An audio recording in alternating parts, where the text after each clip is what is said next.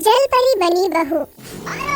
मारो मारो मारो, आज तो ऐसे मार ही डालो। हाँ मार दो ऐसे। मारो मारो मारो। दूर नदी कुएं में, अब तो इसकी लाश ही पानी पर तैरती नजर आएगी। आओ अब गांव लौट चले। अरे कहाँ हो तुम? ठीक तो हो ना? कहीं डूब तो नहीं गई? रोशन ये कह ही रहा होता है कि तभी वह लड़की पानी के ऊपर आ जाती है। उसे जिंदा देखकर रोशन की जान में जान आती है और वो कहता है, शुक्र भगवान का तुम जिंदा हो, मैं तो डर ही गया था। आओ तुम्हें बाहर निकाल देता हूँ। यह कहकर रोशन कुएं में रस्सी डाल देता है और लड़की रस्सी के सहारे कुएं से बाहर निकल आती है। फिर रोशन उससे पूछता है, तुम कौन हो और ये गांव वाले तुम्हें क्यों मारना चाहते थे? मैं एक अनाथ हूँ और इसीलिए इधर उधर भटकती रहती हूँ। ये गांव वाले मुझे डायन समझकर परेशान करते हैं। यह कहकर लड़की रोने लगती है और रोशन को उस पर तरस आ जाता है। वो लड़की से कहता है, तुम्हें देखकर तो कोई कह ही नहीं सकता कि तुम डायन हो सकती हो। तुम तो स्वर्ग की अप्सरा लगती हो। पर ये गांव वाले इस बात को नहीं समझते हैं ना। उनकी बातें छोड़ो, देखो अगर तुम अनाथ हो तो मेरे गांव चलकर मेरे घर में रह सकती हो।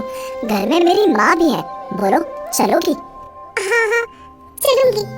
लड़की के ये कहने पर रोशन उसे अपने गांव में ले आता है। लड़की को देखते ही रोशन की माँ कहती है, लड़की तो लाखों में एक है। क्या नाम है बेटी तेरा? मेरा नाम रूपा है माँ जी। बहुत अच्छा नाम है, तुम्हारे जैसी रूपवती का यही नाम होना चाहिए। तभी रोशन अपनी माँ को एक तरफ ले जाकर कहता है, अरे माँ, ये अनाथ लड़की है, अब हमारे घर पर ही रहेगी। तूने ये क्या किया बेटा? अजनबी जवान और खूबसूरत लड़की को हम घर में रखेंगे तो जात बिरादरी वाले क्या कहेंगे? फिर अब मैं क्या करूँ माँ?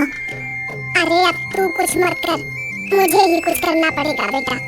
अब इस अनाथ को ठोकरे खाने के लिए भी तो नहीं छोड़ सकते ना। सरिता रूपा को लेकर कई दिनों तक बहुत सोच विचार करती है और फिर अंत में रोशन के साथ उसकी शादी करवा देती है। एक दिन रूपा रसोई घर में चाय बना रही होती है कि तभी उसकी सांस फूलने लगती है।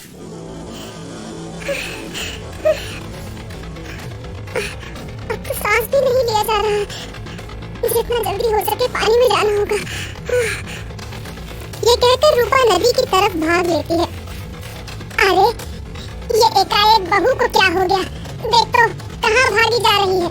तुम ठहरो, मैं देखता हूँ माँ। ये कहकर रोशन भी उसके पीछे पीछे भागता है। रूपा भागते हुए सीधे नदी में कूद जाती है।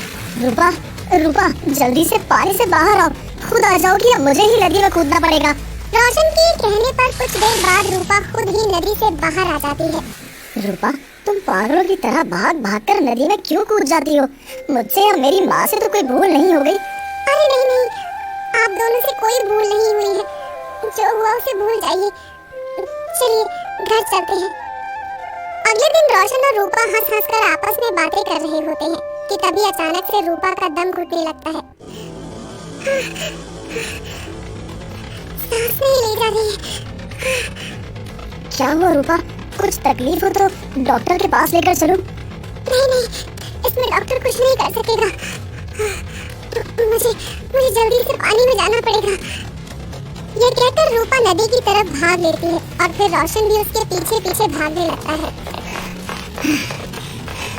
पता नहीं कब तक भागना पड़ेगा इसके पीछे। रूपा भागते भागते नदी में कूद जाती है और तभी रोशन भी वहाँ पर पहुँच जाता है। रूपा कुछ देर बाद पानी के अंदर रहकर नदी से बाहर आ जाती है। रूपा, तुम बार बार नदी में नहाने के लिए बेचैन क्यों होती हो? कोई ना कोई मजबूरी तो जरूर है। बताओ रूपा, तुम्हारी ऐसी क्या मजबूरी है? रोशन की बात सुनकर रूपा कहती है, क्या मेरी इस मजबूरी को जानना जरूरी है आपको? हाँ हाँ, बहुत जरूरी है रूपा, तभी तो पूछ रहा हूँ। यह सुनकर रूपा कहती है, अगर यही बात है तो सुनिए, मैं एक जलपरी हूँ। मुझे सांस लेने के लिए 24 घंटों में एक बार पानी में जरूर आना पड़ता है। अगर ना हूँ तो दम घुटने लगता है। यह सच जानकर रोशन कुछ देर के लिए हैरानी में पड़ जाता है। क्या हुआ? मेरी सच्चाई जानकर मुझसे नफरत होने लगी ना? क्या बाप भी मुझे छोड़ देंगे? तुम्हें मरते दम तक नहीं छोड़ूं और मरकर भी नफरत ना करूं। चलो अब घर चले, माँ परेशान हो रही होगी। उस दिन के बाद रोशन रूपा को नदी में जाने से नहीं रोकता। रूपा रोज ही नदी में नहाने जाती है और फिर इसी दौरान मोंटी नाम का एक मनचला उसके पीछे पड़ जाता है। कसम पैदा करने वाले की, भाभी तुम तो गुलाब की कोमल कली हो। नदी में नहाकर तो और भी प्यासा लगती हो। देखो मोंटी, मुझसे दूर ही रहो तो अच्छा रहेगा। कसम पैदा करने वाले की, दूर रहने की बात मत करो भाभी। हम तो तुम्हें साथ लेकर नदी में डूबने की तमन्ना रखते हैं। मोंटी की बात सुनकर उसके साथी हंसते हुए कहते हैं, अरे मान जाओ भाभी, मान जाओ। इसका मन रखने के लिए ही इसके साथ नदी में 2 डुबकियां लगा लो। चुप करो बदमाशों, मुझे जाने दो। कसम पैदा करने वाले की भाभी, जाना है तो शौक से जाओ, पर इतना याद रखना कि तेरे साथ नदी में नहाने की तमन्ना तो एक दिन मैं जरूर पूरी करूंगा। कुछ दिन बाद एक रात रूपा और रोशन सोए हुए होते हैं कि अचानक ही रूपा की सांस रुकने लगती है। सांस लेना तो मुश्किल हो रहा है। लगता है अभी के अभी नदी पर जाना होगा, वरना मर जाऊंगी मैं। यह कहकर रूपा रात में ही नदी की तरफ भागने लगती है और भागते भागते नदी में कूद जाती है। वो कुछ देर पानी में रहकर नदी से बाहर आती है तो मोंटी और उसके दोस्त उसे घेर कर खड़े हो जाते हैं। कसम पैदा करने वाले की भाभी, आज तो तुझे हमारे साथ नहाना ही पड़ेगा। इतनी रात में चीखो चीखो चिल्लाओगी तो भी तुम्हें कोई बचाने नहीं आएगा। मुझे घर जाने दो मोंटी, मेरा पति मेरी राह देख रहा होगा, प्लीज।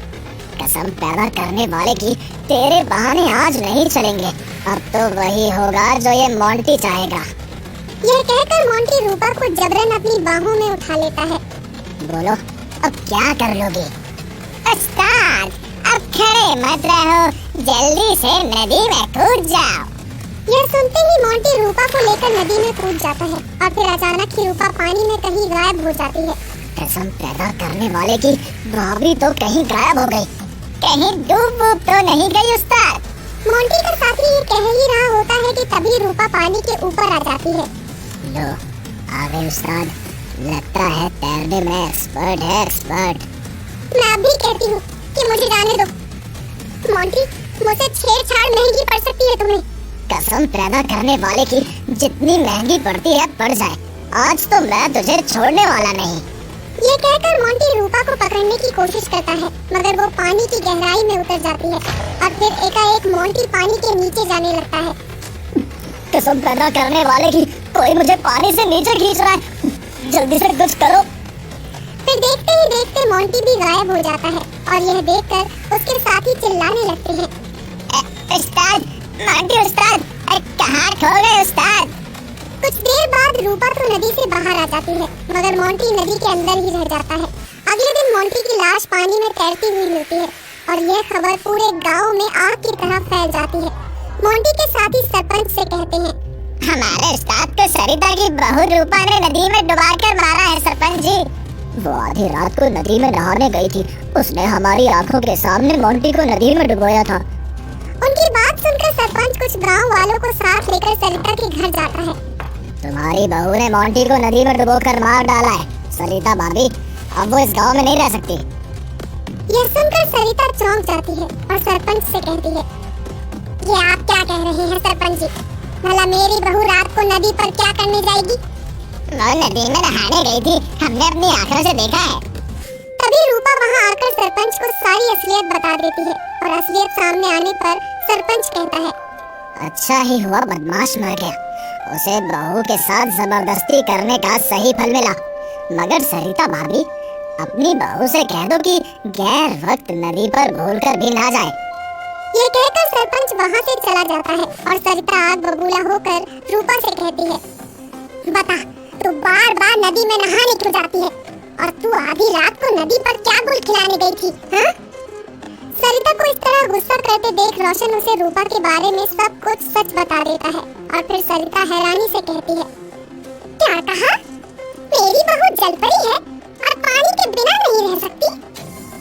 हाँ माँ जी, तो फिर तुझे अपने घर पर ही पानी मिलेगा, नदी पर भूल कभी कभी मत जाना। ये सब सामने आते ही सरिता रूपा के लिए शीशे का बना एक हेलमेट घर लेकर आती है और फिर रूपा को अपने पास बुलाकर कहती है, बहू, ये लो, ये हेलमेट सिर पर पहन लो और रोशन तुम ऊपर से इसमें पानी डालो। रूपा सिर पर हेलमेट पहन लेती है और रोशन ऊपर से उसमें पानी भर देता है। इस तरह रूपा को सांस लेने के लिए घर में ही पानी मिल जाता है और उस दिन के बाद वो कभी नदी पर नहीं जाती।